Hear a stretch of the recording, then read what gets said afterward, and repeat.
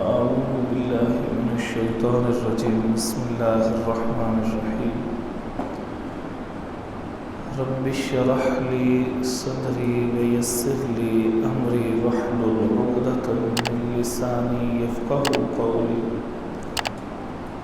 اللهم تقبل منا صالح الأعمال وتجاوز عن سيئات أعمالنا. قال تبارك وتعالى في كلامه المجيد: فأعوذ بالله من الشيطان الرجيم. بسم الله الرحمن الرحيم. ألف لام ميم. ذلك الكتاب لا ريب فيه هدى للمتقين الذين يؤمنون بالغيب ويقيمون الصلاة ومما رزقناهم ينفقون والذين يؤمنون بما أنزل إليك وما أنزل من قبلك وبالآخرة هم يوقنون أولئك على هدى من ربهم وأولئك هم المفلحون. حضرات محترم، بات یہاں تک پہنچی تھی کہ باقی کتابوں اور قرآن میں فرق یہ تھا کہ باقی کتابیں عاجزی اور انکساری کے ساتھ شروع ہوتی ہیں کہ اگر اس میں کوئی غلطی ہو تو وہ ہمیں بتائے، ہم آپ کے شکر گزار ہیں. یعنی غلطی ہو سکتی ہے اور ہر لکھنے والا بڑے سے بڑا انسان بھی اس غلطی کا اعتراف کر رہا ہوتا ہے اس کے مقدمے کے اندر. لیکن قرآن مجید کی خاصیت یہ ہے کہ وہ جب شروع ہوا تو اس میں اللہ تعالیٰ نے فرمایا لا ریب فیہ، غلطی کا تصور نہ کرنا، اس میں شک کی کوئی نہیں ہے، غلطی تو بڑی دور کی بات ہے.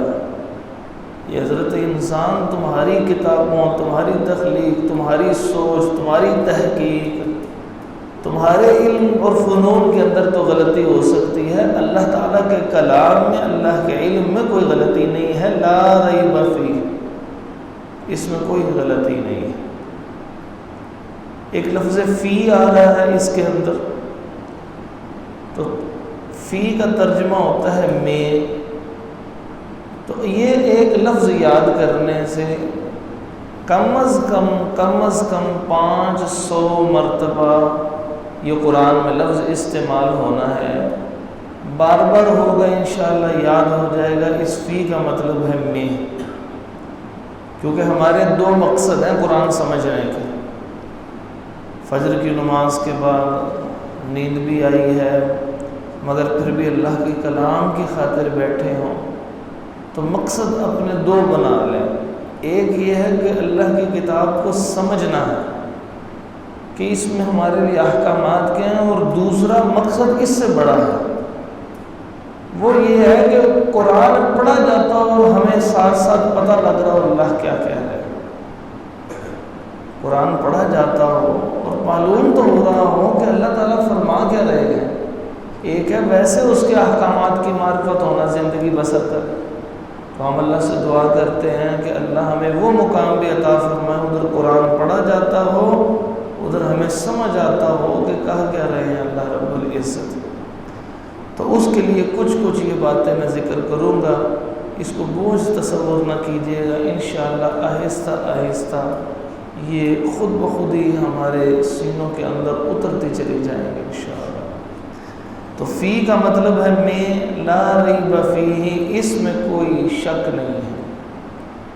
پھر فرمایا ھدی للمتقین، یہ ہدایت ہے پرہیزگاروں کے لیے. اب پرہیزگار کون ہوتے ہیں؟ پرہیزگار کہتے ہیں جو پرہیز کرنے والا ہو، جو رک جانے والا ہو اللہ تعالیٰ کی نافرمانیوں سے. اب مختلف لوگوں کے مختلف ذہن میں پرہیزگار کا تصور ہوگا. کسی کے ذہن میں ہوگا کہ وہ لمبی تسبیح کر رہا ہے، ہو سکتا ہے کسی کے ذہن میں تصور ہو کہ وہ پرہیزگار ایسا ہوگا ویسا ہوگا، تو اللہ تعالیٰ نے اس سوال ہے ہمارے ذہن میں کہ پرہیزگار کون ہے، تو اللہ تعالیٰ نے اس سوال کا جواب دیا ہے کہ پرہیزگار وہ ہے کہ جس میں 5 بنیادی خصلتیں پائی جائیں۔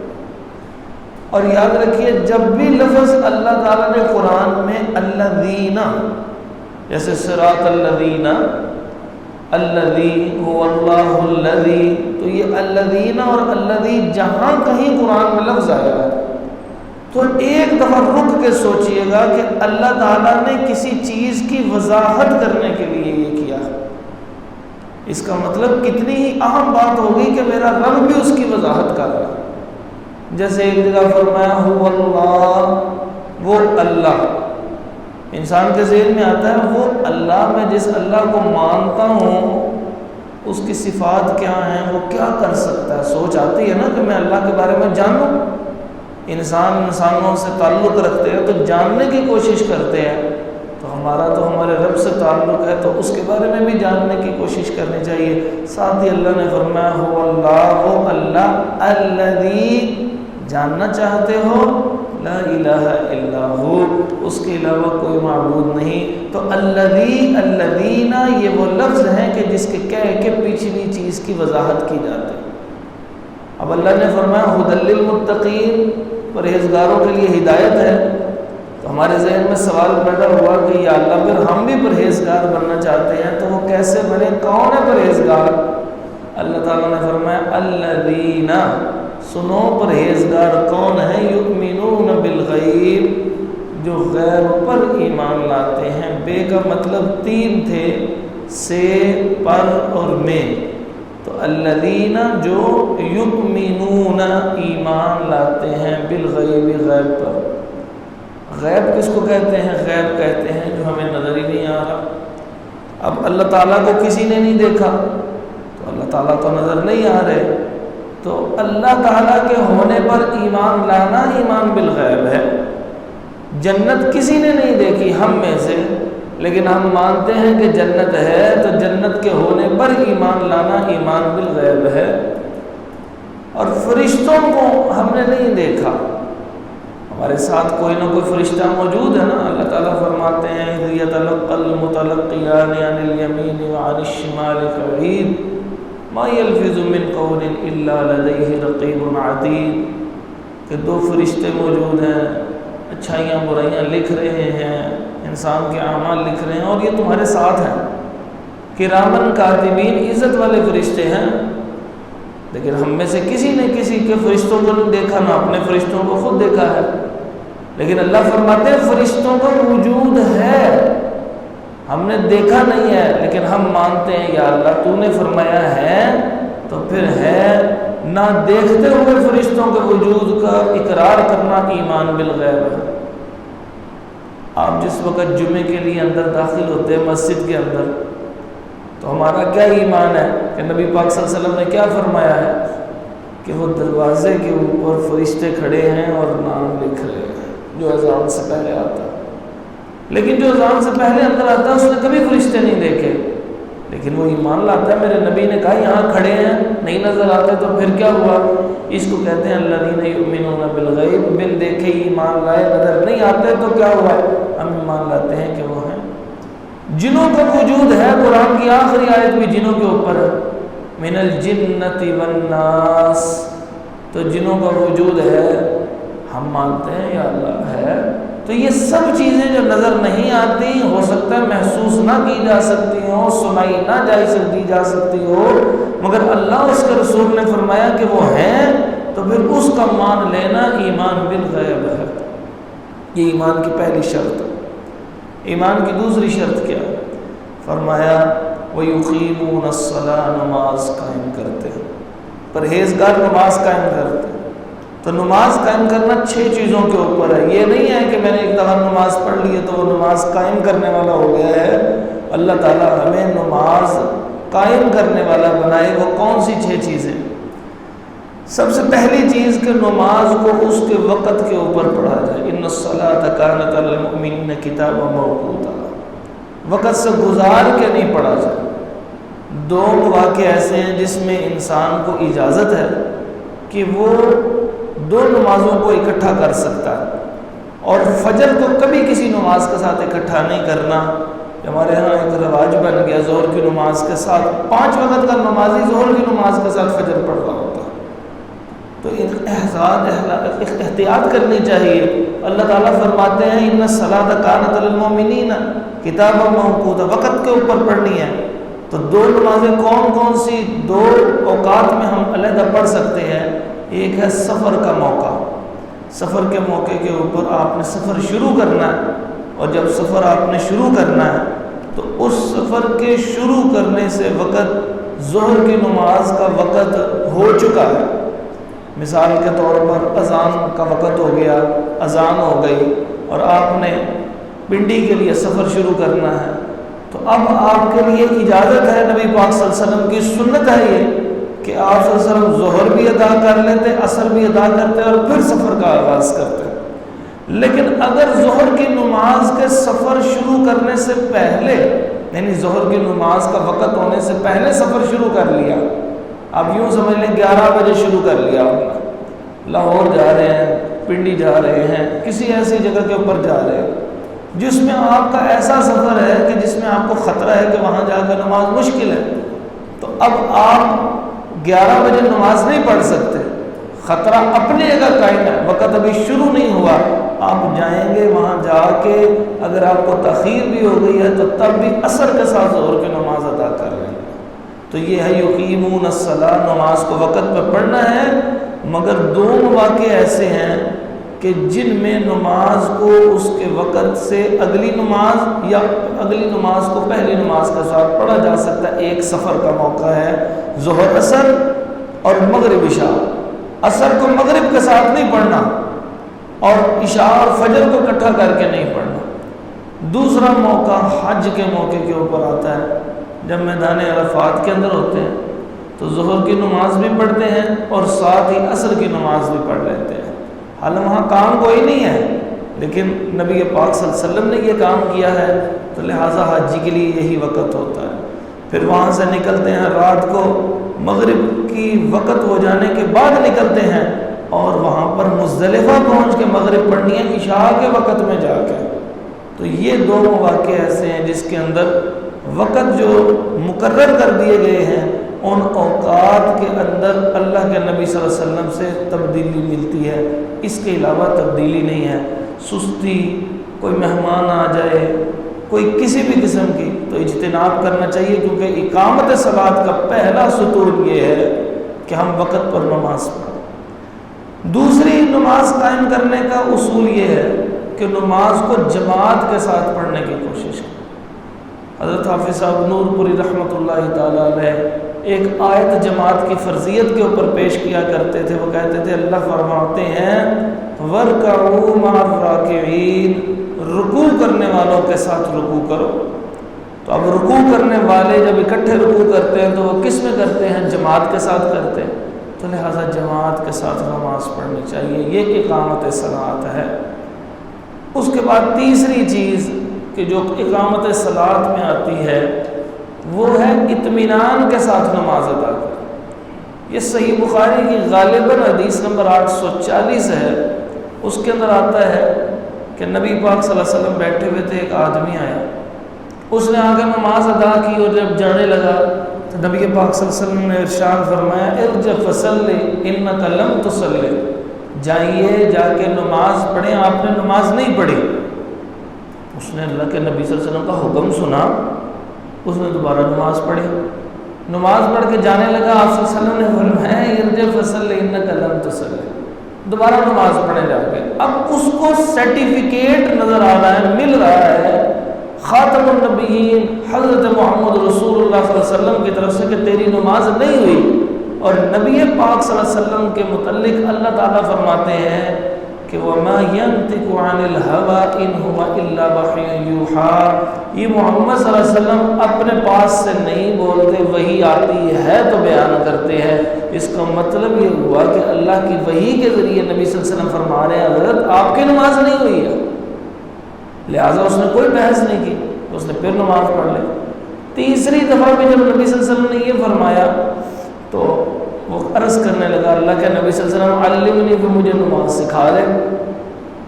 تو آپ صلی اللہ علیہ وسلم نے اس کو جو نماز سکھائی اس میں بنیادی نقطہ یہ تھا کہ آپ نے جب قیام کرنا ہے حتیٰ تطمئن، اتنا پیارا قیام کرنا تو مطمئن ہو جائے، سکون سے نماز پڑھ. رکوع کرنا ہے حتیٰ تطمئن، اتنا رکوع کر کے تو مطمئن ہو جا. پھر اس کے بعد سجدہ جو کرنا ہے اتنا رکوع اتنا سجدہ کر جتنے مطمئن ہو جا. جلدی جلدی نماز نہیں پڑھنی. جس نے جلدی جلدی نماز پڑھی رسول اللہ صلی اللہ علیہ وسلم نے اس کو فرمایا تیری نماز نہیں ہے، انکا لم تصلی، بلا شبہ تو نے نماز پڑھی ہی نہیں ہے، اللہ کا حق ہی سے ادا نہیں کر. چوتھی چیز اقامت صلاۃ میں وہ یہ ہے کہ نماز جو ہے وہ جو پڑھ رہا ہے اس کے بارے میں علم تو ہو اس کو کہ وہ کیا پڑھ رہا ہے. جیسے جس وقت ابھی شراب حرام نہیں ہوئی تھی تو اس وقت بعض افراد کے لیے حکم نازل ہوا کہ یا ایھا الذین آمنوا ایمان والو لا تقربوا الصلاۃ وانتم سکارى حتى تعلموا ما تقولون. تم نماز جب ادا کرتے ہو تو تم نماز اس حالت میں ادا کرتے ہو تمہیں پتہ ہی نہیں ہو رہا کہ تم پڑھ کیا رہے ہو، تو لہٰذا اس حالت میں نماز سے پیچھے رہو. ابھی شراب حرام نہیں ہوئی تھی. اس سے معلوم یہ ہوا کہ اللہ تبارک و تعالیٰ نے منع فرما دیا ہے کہ جب تک تیرا دل حاضر نہیں ہوتا تو نماز کیا پڑھ رہا. ویسے بھی ایک بات یاد رکھیے کہ جس وقت ہم نماز پڑھتے ہیں نا، سیدنا ابو ہریرہ رضی اللہ عنہ ارشاد فرماتے ہیں اللہ تعالیٰ فرماتے ہیں، نبی صلی اللہ علیہ وسلم نے فرمایا، نبی صلی اللہ علیہ وسلم فرماتے ہیں، اللہ تعالیٰ فرماتے ہیں میں نے اپنے اور بندے کے درمیان نماز کو تقسیم کر دیا، اد و اد بنا دیا. اب وہ کیا اد و اد بنایا؟ اد و اد یہ بنایا ہے جب میرا بندہ کہتا ہے الحمدللہ رب العالمین، سب تعریفیں میرے اللہ کے لیے ہے جو تمام جہانوں کا پالنے والا ہے. لفظ آخری اس کے منہ میں ہوتا ہے، میرا رب اسی میں اس کو جواب دیتا ہے حمیدنی عبدی، میرے بندے نے میرے تعریف کی ہے. اب سوچئے اللہ تو متوجہ ہے، ہماری زبان سے لفظ نکلے اور اللہ آگے سے کیا کہے، جواب دے دے، ہر جملے کا جواب دے رہا ہو اور ہمیں پتہ ہی نہ ہو ہم کیا پڑھ رہے ہیں. تو لہٰذا ضروری یہ ہے کہ ہمیں کوشش کرنی چاہیے کہ اس کا ترجمہ یاد کریں، یا دل لگ رہا ہو جن الفاظ کا ترجمہ آتا ہو ان الفاظ کے اوپر تصور کم از کم آ جائے کہ میں اللہ سے بات کر رہا ہوں. اس کے بعد نماز کے لیے جو دو اور امور ہیں وہ کون کون سے ہیں؟ پہلا تھا جمع ایک وقت کے ساتھ، دوسرا کون سا تھا؟ جماعت کے ساتھ. تیسرا کون سا تھا؟ اطمینان کے ساتھ. اور چوتھا کون سا تھا؟ آپ کو علم ہو. اور پانچواں یہ ہے کہ سنت کے مطابق نماز ادا کر، یعنی جو نبی صلی اللہ علیہ وسلم نے نماز ادا کی ہے اس کے مطابق. اب یہاں پہ سوال یہ پیدا ہوتا ہے کہ بعض لوگ ایک طرح پڑھتے ہیں، بعض لوگ دوسری طرح پڑھتے ہیں. ایک عام انسان کیا کرے کہ مسلک میں اختلاف واقع ہو جاتا ہے؟ تو عام انسان کچھ بھی نہ کرے، صرف اتنا کرے کہ جب کسی عالم دین سے کوئی مسئلہ سنے اس سے پوچھ تو لے کہ جناب محترم آپ کو اللہ عزت اور توقیر سے نوازے، آپ نے یہ جو مسئلہ بیان کیا ہے اس کی کوئی دلیل عنایت فرما. وہ آیت سنائے گا یا وہ حدیث سنائے گا تو آپ عام آدمی اس کو جج نہیں کر سکتا، لیکن کم از کم اتنا اس کے ذمہ ہے کہ وہ پوچھے ضرور کہ یہ کہاں پر موجود ہے، اور اگر وہ اس پہ مطمئن ہوتا ہے تو عمل کرے. کل قیامت کے دن وہ مفتی صاحب جس نے غلط حدیث بیان کی ہو، یعنی ضعیف حدیث بیان کی ہو، وہ مفتی صاحب تو پکڑے جائیں گے.